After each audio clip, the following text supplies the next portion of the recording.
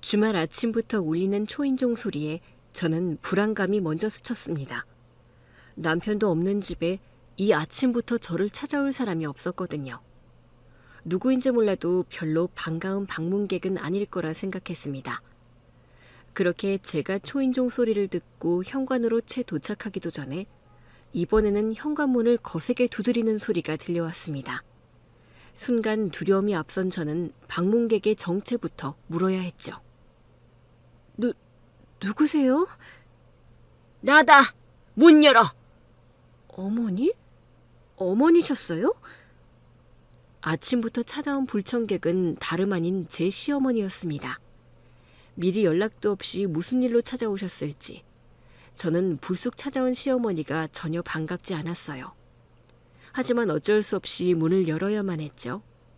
그렇게 제가 문을 열자마자 시어머니가 집 안으로 급히 들이닥치셨습니다. 왜 이렇게 문을 안 열어? 추워 죽겠는데. 늙은 시엠이 문 앞에 세워두고 얼어 죽일 작정이니? 아니, 어머니, 연락도 없이 갑자기 어쩐 일이세요? 시어머니는 저를 보자마자 화를 내며 짜증을 내셨습니다. 며느리에 대한 예의나 배려는 눈꽃만큼도 보이지 않았죠. 평소에도 며느리를 무시하는 시어머니라 놀랍지도 않았지만요. 막무가내로 들어온 시어머니도 황당했지만 더 황당했던 건 그런 시어머니 뒤를 따라 들어온 한 여자였어요. 이 여자는 뭐예요? 안녕하세요. 우리 제대로 보는 건 처음인가요? 여기가 어디라고 찾아왔는지 남편의 상간녀가 제 집으로 찾아온 겁니다. 사실 저는 얼마 전 남편의 바람을 알고 별거 중이었습니다. 그리고 상간녀는 마치 손님으로 오기라도 한 것처럼 뻔뻔하게 제게 인사를 하고 있었어요. 겁도 없이 본처의 집에 찾아온 상간녀도 황당했지만 그런 상간녀를 직접 데려온 시어머니에게 더 화가 나더라고요. 대체 나를 얼마나 무시하면 이러실 수 있는지 저는 그 상황이 황당하고 비참하기만 했습니다. 어머니, 이 여자가 왜 여기 있어요? 어머니가 데려오신 거예요? 아유, 지금 그런 소리 할 상황 아니니까 조용히 하고 앉아라. 어머니, 저한테 어떻게 이러세요? 남편도 남편이지만 어머니까지 저한테 이러시면 안 되잖아요. 시어머니는 배신감과 원망감에 부들거리는 저를 본채도 하지 않고 자기 할 말만 늘어놓고 있었습니다. 지금 네가 흥분한다고 될 일이 아니야. 중요한 얘기 해야 하니까 일단 드러나 봐라. 너한테도 나쁜 일은 아닐 테니.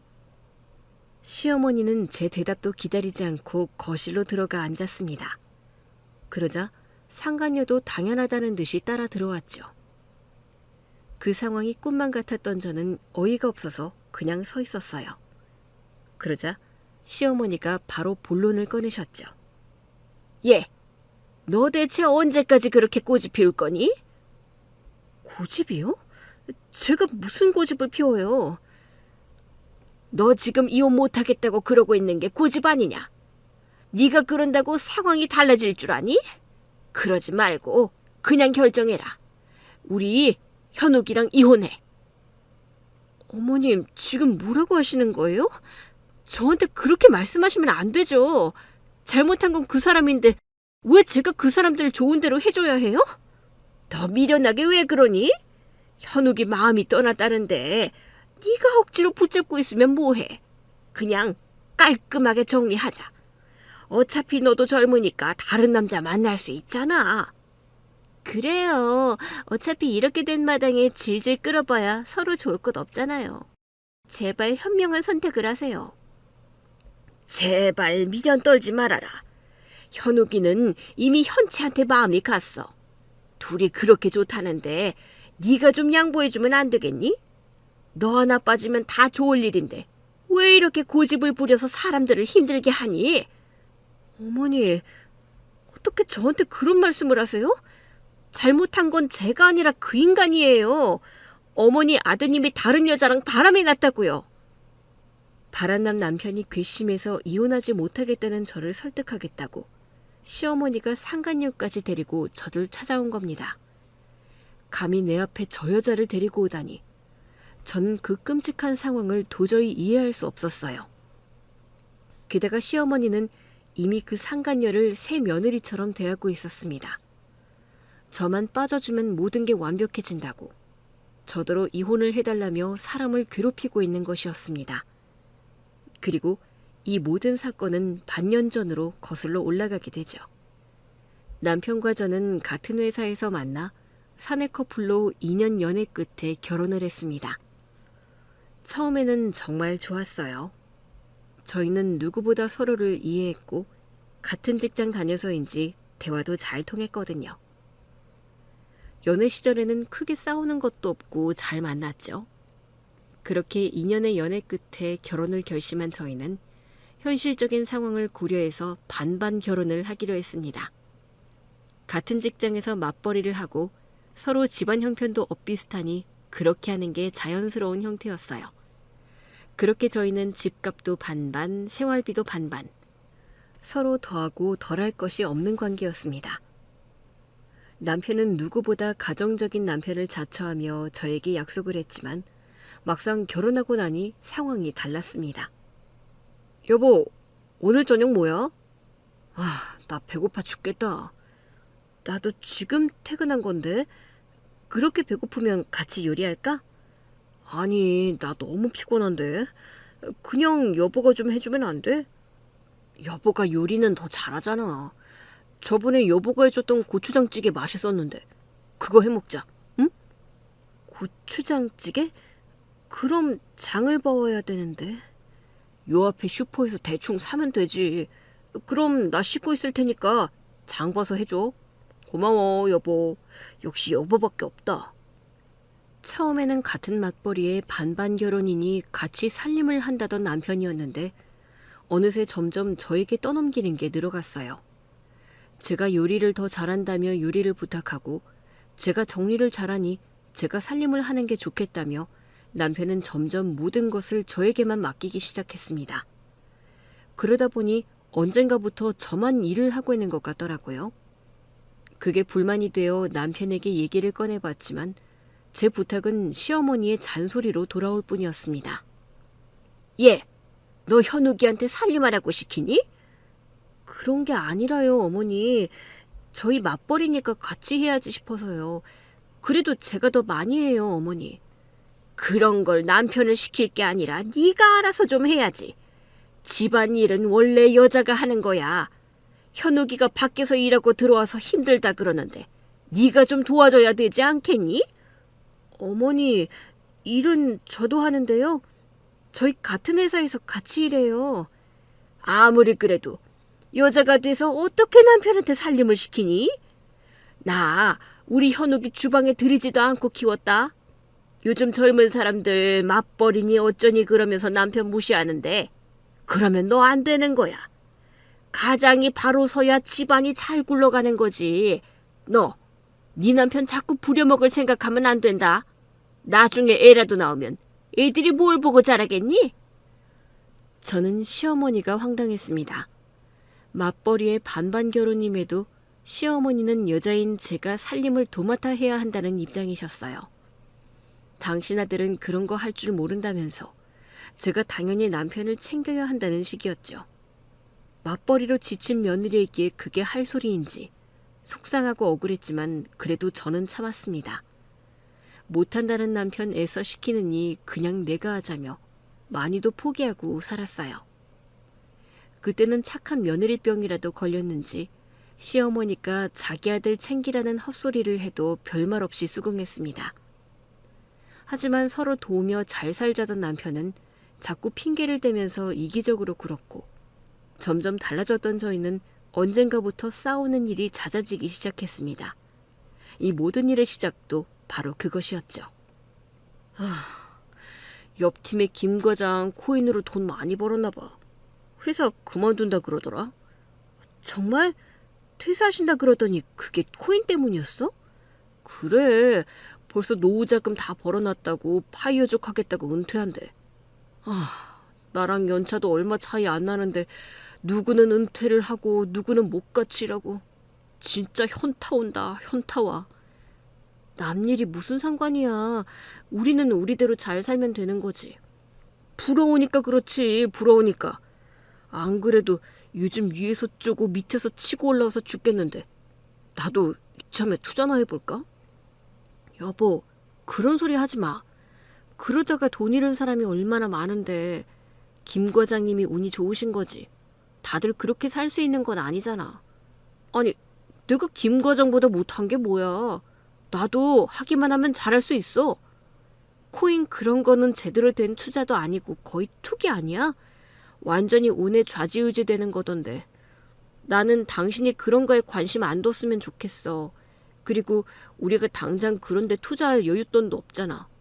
얼른 돈 모아서 집부터 사야지. 그러니까 저축만 해서 어느 세월에 돈을 모아서 집을 사겠냐고. 차라리 한탕을 노리는 게 낫지 않을까? 여보, 그러다가 한 방에 패가 망신하는 거야. 그런 거에 관심 두지 말라고 내가 몇 번이나 말했잖아. 당신 안 그러더니 요즘 자꾸 왜 그래? 로또를 사질 않나? 코인 얘기를 하지 않나? 나 불안해, 여보. 아니, 나도 답답해서 그렇지. 답답해서. 남들은 1억 천금 노려서 위로 올라가는데 우리만 맨날 제자리 걸음이니. 그게 그렇게 쉬우면 다들 부자 됐겠지. 그게 어려운 건 그만큼 위험하다는 거야. 그러니까 우리는 그냥 성실하고 꾸준히 가면 돼. 적금도 붓고 있고 조금만 더 모아서 집만 사면 우리 형편도 나아질 거야. 우리 그때까지 조금만 힘내자. 그래, 알겠다. 알겠어. 저희는 신혼 때부터 열심히 돈을 모으고 있었습니다. 전세로 시작했지만 좋은 기회를 누려서 아파트를 사겠다는 목표 때문이었죠. 양가의 도움받지 않고 저희들 힘으로 시작하려면 그게 최선이었어요. 물론 뻔한 월급쟁이 형편에 저축으로 집을 사겠다는 게 너무 먼 이야기 같을지 모르겠지만 요행을 모르는 저는 성실함만이 정답이라 생각했습니다. 그렇게 저희 부부는 쓸 것 안 쓰고 먹을 것 안 먹으며 돈을 아껴 모으고 있었죠. 그런데 언젠가부터 남편이 수상해지기 시작했어요.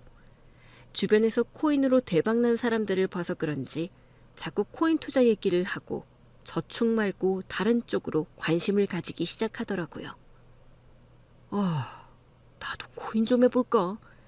여보, 그거 위험하다니까. 왜 자꾸 그런데 기웃거려? 아니, 다들 재미 보는데 우리만 모르는 것 같아서. 안 돼? 그럴 돈 있으면 차라리 저축을 해.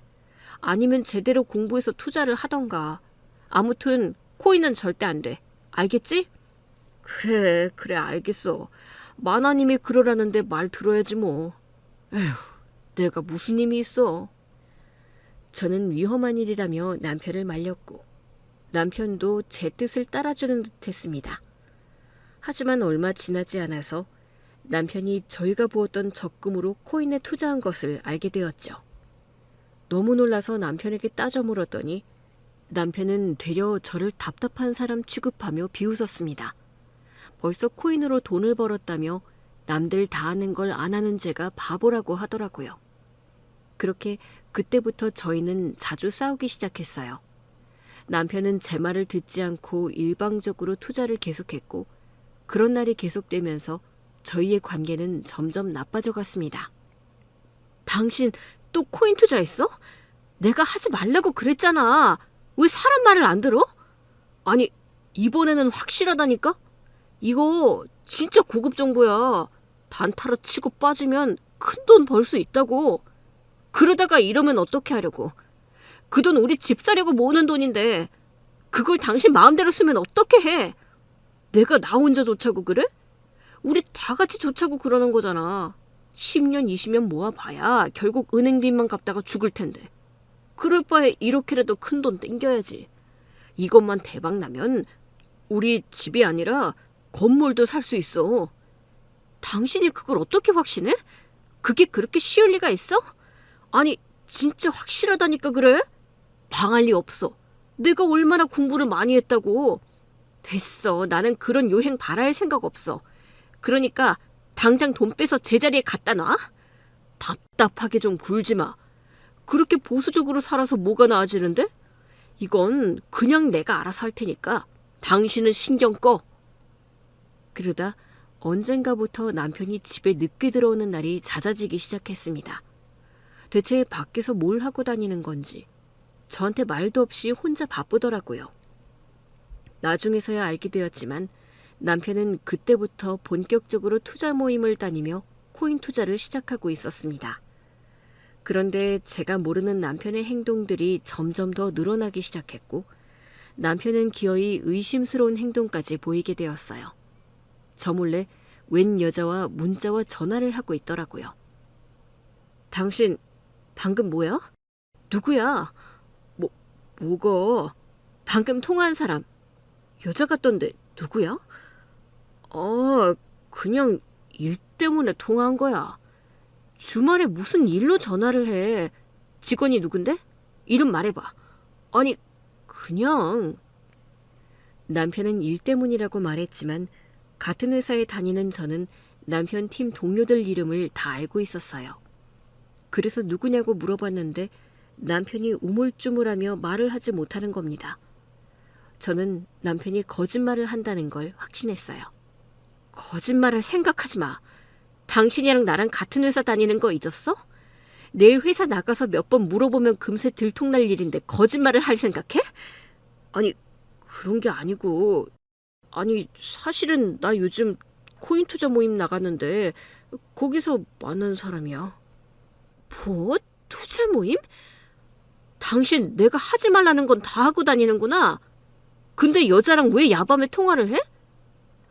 그냥 같이 투자하는 파트너니까 정보 알려주고 그러는 거지. 일 때문이라니까 정말? 그럼 왜 나 몰래 숨어서 통화를 하는데? 그것도 여자랑. 당신이 코인이라면 하도 난리를 치니까 몰래 한 거지. 당신 뭐 의부증이라도 있어? 나는 우리 잘 되려고 이러는 건데 대체 왜 그러냐? 사람 괜히 의심하지 마. 저는 남편의 여자 관계를 의심했지만 남편은 제가 괜한 의심을 하는 거라며 되려 저를 의부증 환자로 몰아갔습니다. 야밤에 통화를 하는 것도 저 몰래 대화를 나누는 것도 전부 제가 코인이라면 질색을 하니까 어쩔 수 없이 숨겼던 거라고 설명을 하더라고요. 저도 그 말을 정말 믿고 싶었지만 제 직감은 그게 아니었습니다. 그리고 며칠 뒤 저는 결국 결정적인 증거를 발견하고 말았죠. 남편이 그 여자와 단둘이 여행을 갔던 것을 알게 되었거든요. 이거 뭐야? 당신 그 여자랑 단둘이 여행 갔어? 투자 때문에 만나는 거라며. 그런데 너는 그런 사람이랑 단둘이 여행을 다니니?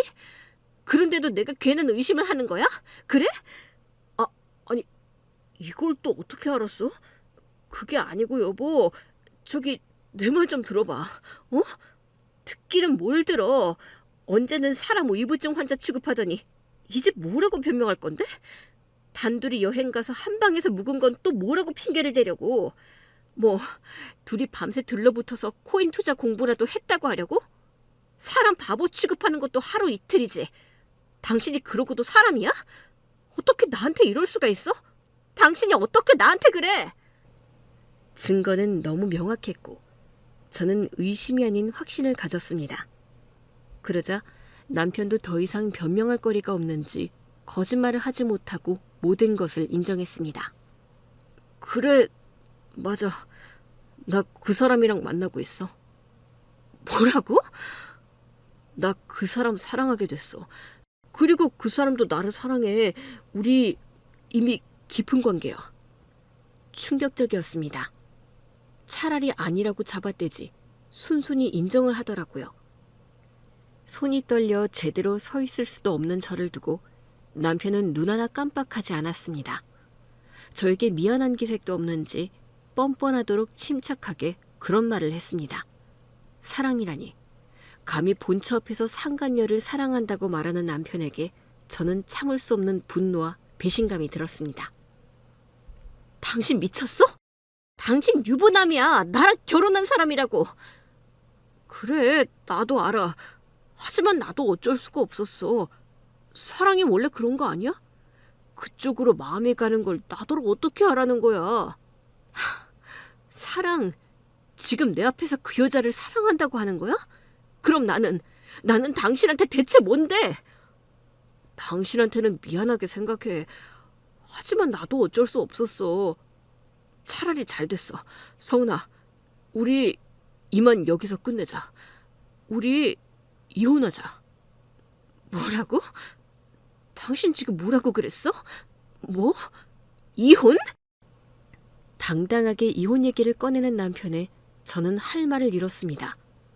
당장 무릎을 꿇고 빌어도 모자랄 인간이 어쩌면 저렇게 당당할 수 있을까요?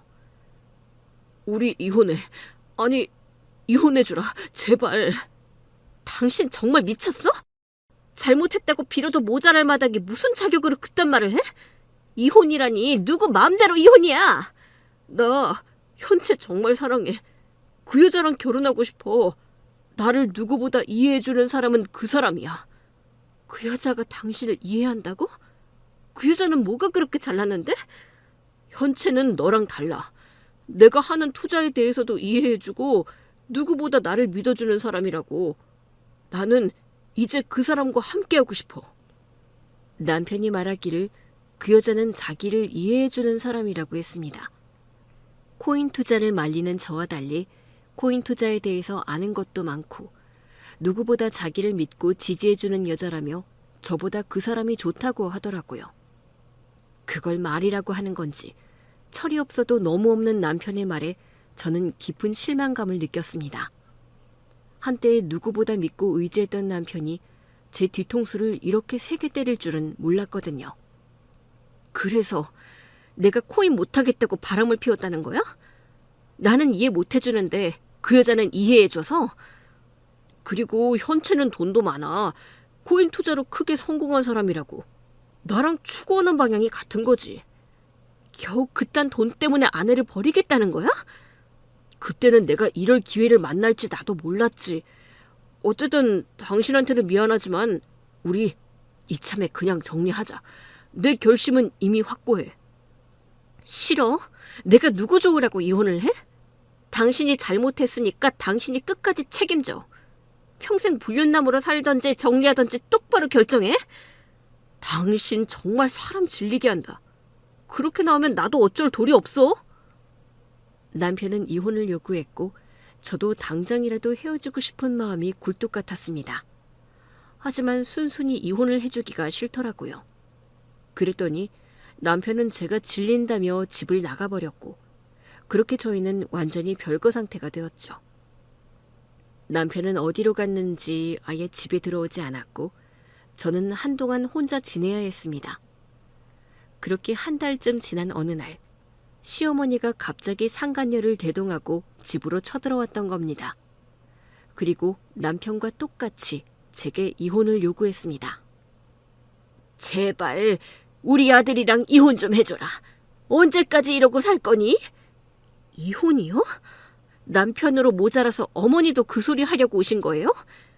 너도 빈 껍데기 붙들고 사는 거 지겹지도 않니? 어머니까지 이러시면 안 되죠. 제가 뭐 못한 게 있었나요? 저는 아내로서 며느리로서 노력했어요. 그런데 제가 왜 이혼을 해야 해요? 대체 제가 뭘 잘못했는데요? 그래, 네 잘못 없지. 나도 그거 안다. 그래서 나도 그냥 온 거 아니야. 일단 이혼만 해다오. 이혼 도장만 찍어주면 내가 내 집 너한테 주마. 그게 무슨 말씀이세요? 그 순간 시모가 제게 믿기 힘든 얘기를 꺼냈습니다. 내가 내 집 너 주겠다고. 그 집 당장 팔아도 5억은 나올 거다. 그 정도면 이혼 위자료로는 과분한 것 아니니? 그럼 너도 손해보는 장사는 아니고 이혼해줄 만하잖아. 어차피 길게 가봐야 너만 손해야. 하루라도 젊을 때 새 출발하는 게 현명한 거고. 그때 가서 이혼하면 너한테 나눠줄 돈도 없어. 그러니까 지금 잘 생각해라. 시모가 저더러 자기 집을 넘겨줄 테니 제발 이혼을 해달라고 하더군요. 시모 말대로 그 정도면 저에게 손해볼 것은 없었습니다. 변호사 써서 소송으로 가봐야 겨우 위자료 몇 천이 전부일 테고 애초에 반반 결혼했으니 재산 분할이라고 해봐야 서로 들고 온 것 그대로 들고 나가는 것밖에 없겠죠. 그런데 5억 상당의 시댁집을 제게 준다니 저는 오히려 고마울 지경이었습니다. 하지만 저는 시모가 대체 왜 그렇게까지 해서 저를 이혼시키려고 하는지 이해가 되지 않았습니다. 근데 대체 왜 그렇게까지 하시는 거예요? 왜긴 왜야. 네가 이혼을 해줘야 현채랑 현욱이가 결혼을 할 거 아니니. 너 때문에 살아가는 애들이 고통받는데 내가 그 정도도 못 해주겠니? 저한테 그 집 넘겨주시면 어머니는 어디서 지내시려고요? 뭐 새며느리가 어머니 모시고 산다든가요? 저는 상간녀를 노려보며 말했습니다. 그러자 상간녀가 생글생글 웃으며 이렇게 말했죠. 그럼요. 제가 앞으로 어머니 모시고 살아야죠. 안 그래도 어머니가 아들, 며느리랑 사는 게 꿈이셨다고 그러시더라고요. 그래서 제가 모시고 살려고요. 그래. 그러니까 네가 내 걱정할 필요 없다. 그리고 이쪽 사돈은 그만한 여유도 있거든. 강남에 건물도 있고 시집 올 때 새집 해온단다. 애들이 결혼만 하면 나도 거기 가서 살면 되니까 걱정 없지. 시모는 의기양양한 표정으로 웃으면서 말했습니다. 부잣집 새며느리를 들여 아들과 함께 살겠다는 기대감 때문인지 무척이나 기쁘고 들떠있어 보였죠. 그랬습니다. 저만 빠져주면 남편도 시어머니도 모두 행복해질 수 있는 상황이었어요. 그래서 시모는 제게 집을 넘긴다는 무리수까지 두면서 저희의 이혼을 종용했던 거죠. 대체 새며느리가 얼마나 대단하길래 그러는지 시모는 벌써부터 예비 사돈 자랑을 하고 있었어요. 본처 두고 바람난 아들 혼내기는커녕 그 상간녀와 재혼을 추진하는 시모가 끔찍하기만 했습니다. 그래서 지금 저한테 집 내어주면서까지 이혼하라고 그러시는 거예요? 부잣집 사돈 넣고 돈 많은 새며느리 얻으려고요? 그래. 솔직히 나는 후회스러울 지경이야. 현욱이가 너를 만나기 전에 현채를 만났으면 우리가 지금 이러고 있을 이유도 없을 텐데 말이야. 그러니까 네가 이해하고 포기 좀 해라. 너만 빠지면 다 행복할 수 있다니까. 어차피 내 집 준다는데 너도 나쁠 거 없잖니. 그 순간 저는 잠깐 고민을 했습니다. 어차피 남편도 시모도 지긋지긋한데 차라리 뭐라도 받고 이혼을 하는 게 낫지 않을까 싶었죠. 진짜로 집 주실 거예요? 나중에 말 바꾸시는 거 아니고요? 당연하지. 내가 지금 이 상황에 거짓말을 하겠니? 네가 도장만 찍어주면 무조건 준다니까. 그들이 좋은 대로 해주려니 괜히 자존심이 상했지만 어쨌든 저한테도 손해는 아니라는 생각이 들었습니다. 그래서 저는 결국 시모의 말대로 하기로 했죠. 대신 말을 바꿀지 모르니 먼저 양도를 받고 확인이 되면 이혼 서류에 도장을 찍기로 했어요. 그리고 다음 날 시모가 정말로 양도 계약서를 가져왔습니다. 저는 계약서에 서명하고 도장을 찍고 바로 등기소에 가서 등기 이전도 마쳤죠. 그리고 약속대로 이혼 서류에 도장을 찍어주었죠. 그래, 잘했다. 잘 생각했어. 너도 괜한 미련 갖지 말고 좋은 사람 만나서 새 출발해라. 아이고, 현채야. 이제 다 됐다. 이제 얼른 상견례하고 결혼 준비하자꾸나. 네, 어머니. 아버지한테 날짜 잡자고 말씀드릴게요. 여보, 미안해. 그리고 고마웠어. 당신한테는 항상 고마울 거야. 이제 와서 가짜는 동정하지 마. 아무튼 그래도 당신도 손해는 아니니까 잘 살아. 이렇게까지 이혼했으니 당신도 잘 살아야겠지? 그래, 어디 바람난 것들 잘 먹고 잘 사는지 나도 지켜볼게. 만나서 더러웠고 다시는 보지 말자. 그렇게 저는 남편과 이혼을 하게 되었습니다. 하지만 우울하기보다는 왠지 속 시원한 기분이 들었어요. 사실 그동안 저의 결혼 생활이 그리 즐겁지는 않았잖아요. 남편은 가정에 소홀했고 시집살이 시키지 못해 안다른 시댁 때문에 스트레스도 심했죠.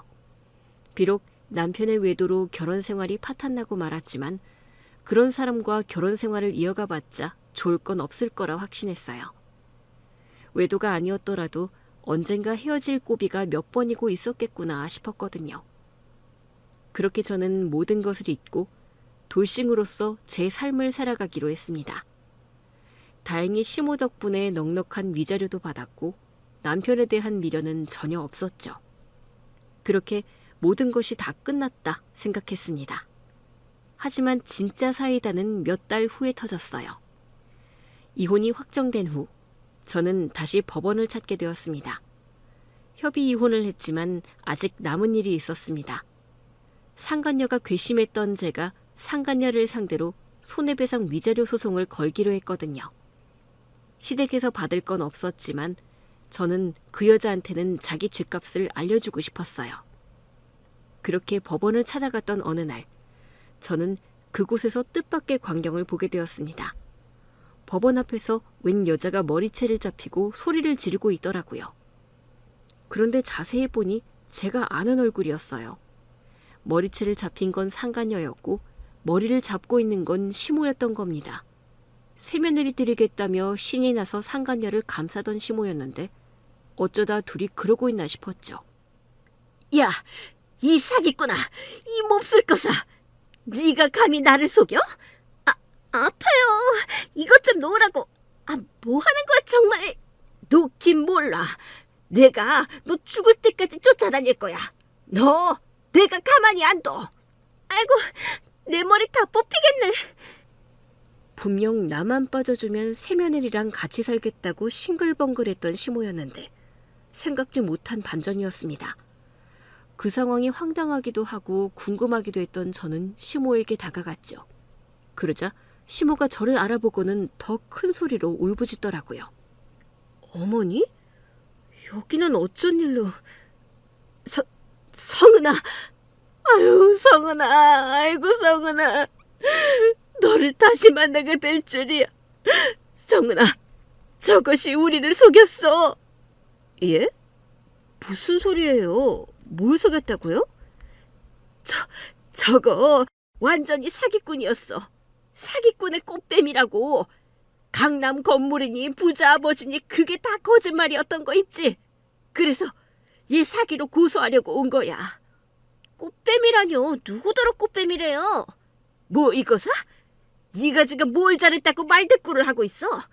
네가 우리 현욱이 속이고 내 뒤통수 치고 너 때문에 우리 가진 거 다 잃었잖아. 그게 왜 내 탓이에요? 투자는 자기들이 해놓고 괜히 엄한 사람 잡지 마요. 뭐야? 이게 네가 우리더러 거기 투자하라고 그랬잖아. 너 부자라며. 그래놓고 이제 와서 발뺌이야? 내가 너 사기로 고소할 거야. 대체 이게 무슨 소리인지 상간녀가 사기꾼이라고 시모가 상간녀 머리채를 잡고 있었습니다. 그리고 그때 그 난장판으로 전남편이 나타났죠. 오랜만에 만난 전남편의 꼴은 너무나 초라하고 야위어서 꼴이 말도 아니었습니다. 말하지 않아도 그간의 고생이 느껴지는 것 같았어요. 물론 날 버리고 바람난 전남편에게 동정심은 전혀 들지 않았지만 말이에요. 당신이야? 당신이 여길 어떻게... 나? 나 법원에 볼 일이 있어서. 오랜만이네. 근데 꼴이 참 말이 아니다. 여보, 여보. 성은아, 우리 좀 도와줘라. 좀 도와줘. 여보, 나 완전히 망했어. 나 쫄딱 망했다고. 저 여자가 나를 속였어. 나 완전히 꽃뱀한테 물린 거야. 저것이 지가 돈이 많다느니 아버지가 부자라느니 떠벌리더니 전부 다 거짓말이었던 거야. 지혜비가 강남에 빌딩이 몇 채라느니 거기서 살겠다느니 그러더니 부자 사돈은 무슨 저거 완전히 고아야. 응? 그래, 우리가 저 여자한테 속았어. 저 여자 사기 전과 있는 사기꾼이었어. 내가 완전히 사기꾼한테 당한 거야. 얘기를 들어보니 전 남편의 상간녀가 제가 알고 있던 것과는 많이 달라더라고요. 부잣집 딸의 투자 전문가라는 말은 거짓이었고 애초에 부모 없는 고아에 사기 전과까지 있는 진짜 범죄자였던 겁니다. 남편처럼 어리숙한 사람들에게 접근해서 투자감을 뜯어내는 꽃뱀이었죠.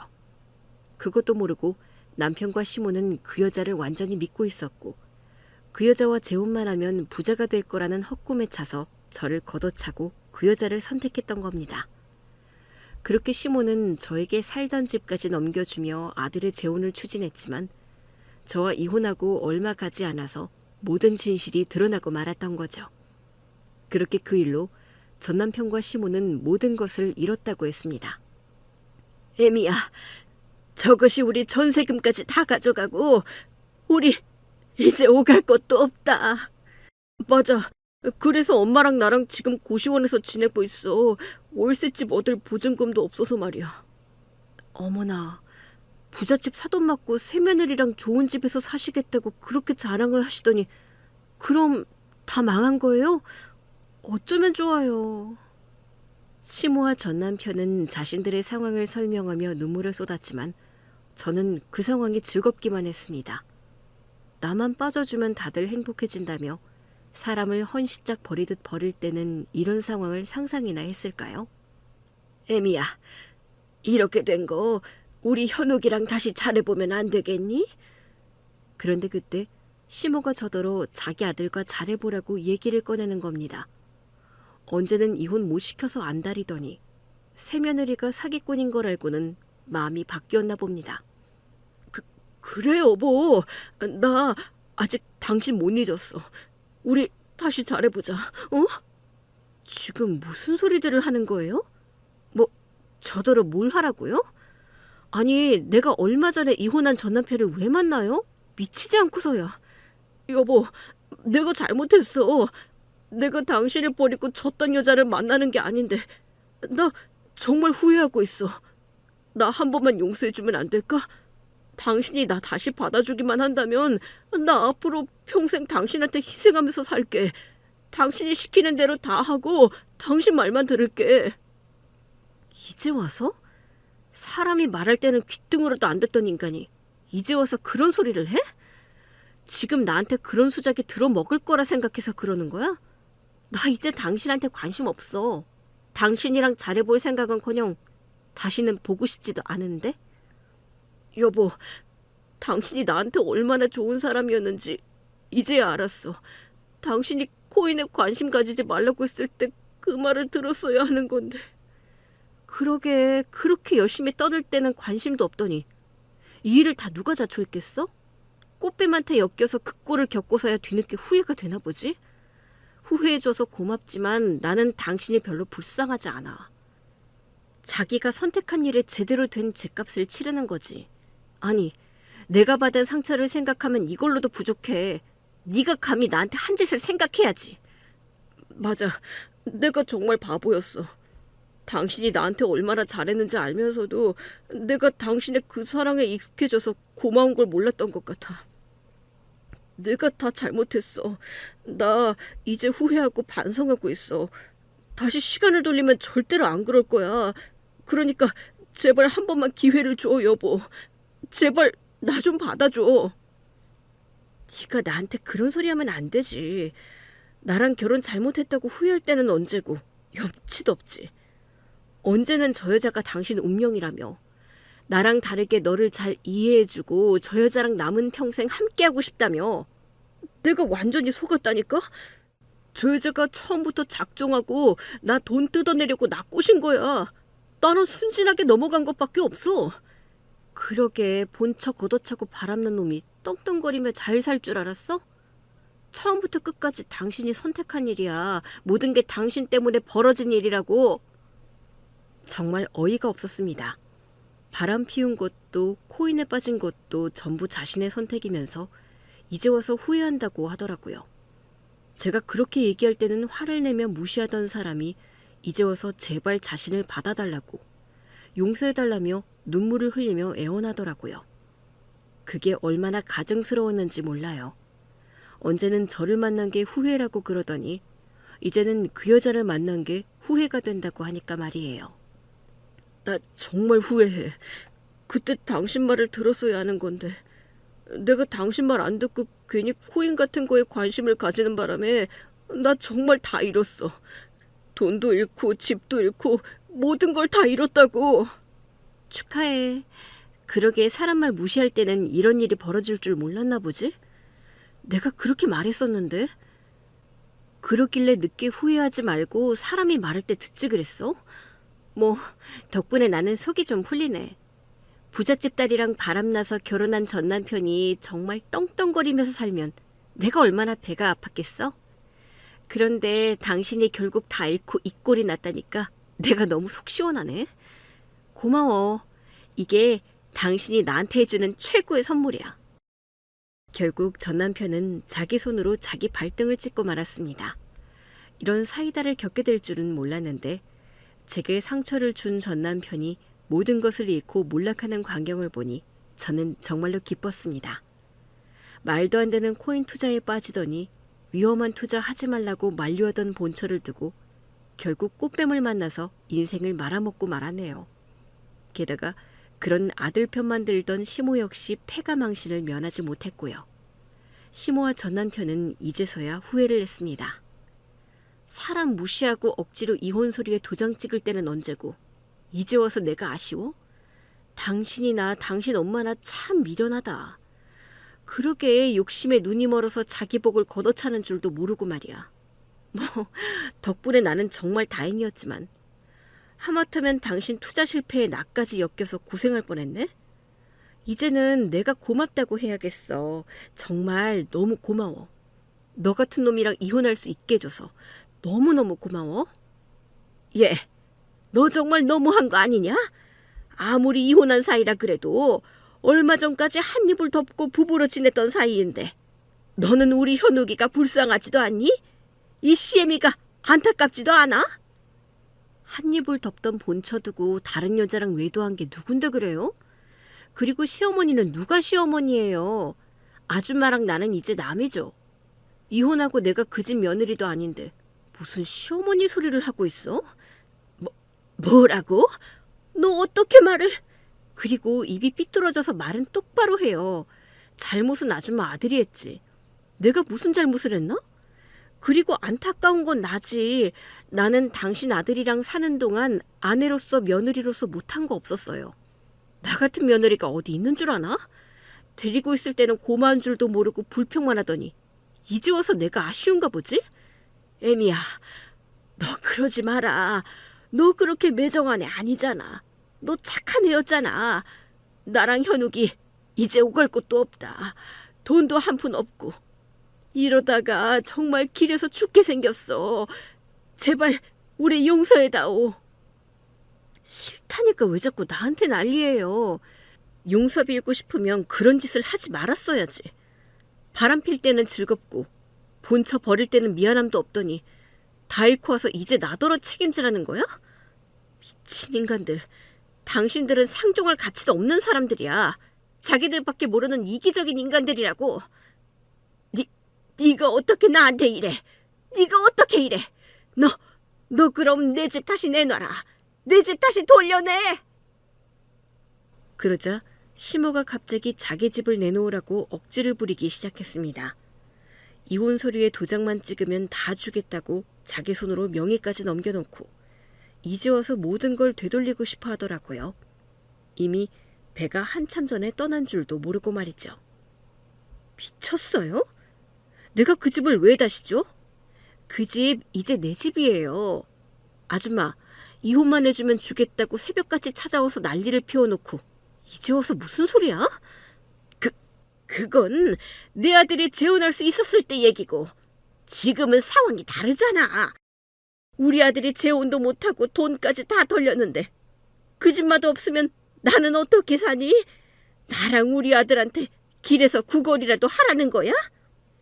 당신들이 길에서 구걸을 하던 나가서 막노동을 하던 그걸 왜 나한테 말해요? 나랑은 상관없는 일이잖아요. 알아서들 하세요. 그거 내 집이야. 내놓으라고. 너 이렇게 욕심 많은 애였니? 애초에 이혼 한 번 한다고 집을 내놓으라 그러는 게 그게 말이나 되는 소리야? 너무 어이가 없었어요. 먼저 찾아와서 집 내놓을 테니 이혼만 해달라고 했던 게 누군데 이제 와서 저를 욕심쟁이 파렴치한으로 만들려고 하더라고요. 하지만 그런 억지는 더 이상 통하지 않았습니다. 어이가 없네. 내가 언제 먼저 달라고 그랬어? 당신이 준다고 그랬잖아. 나는 당신들이 해달라고 한 대로 해준 것밖에 없고 그 집은 이제 내 집이야.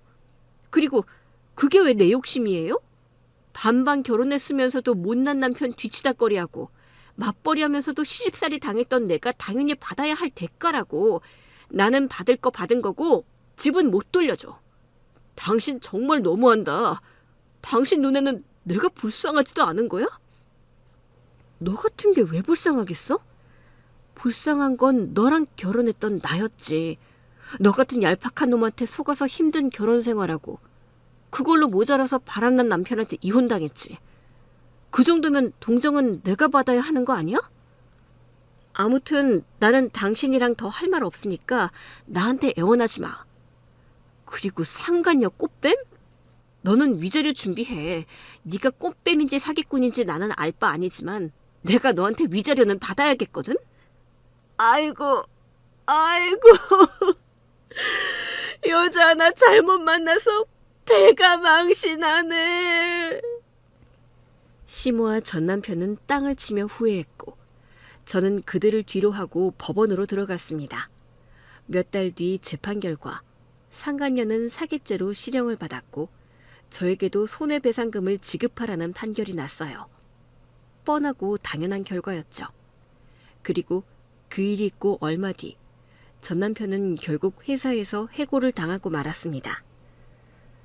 그동안 회사에서는 저희가 협의 이혼으로 알려져 있었는데 제가 상간녀 소송을 하면서 결국 소문이 나버렸더라고요.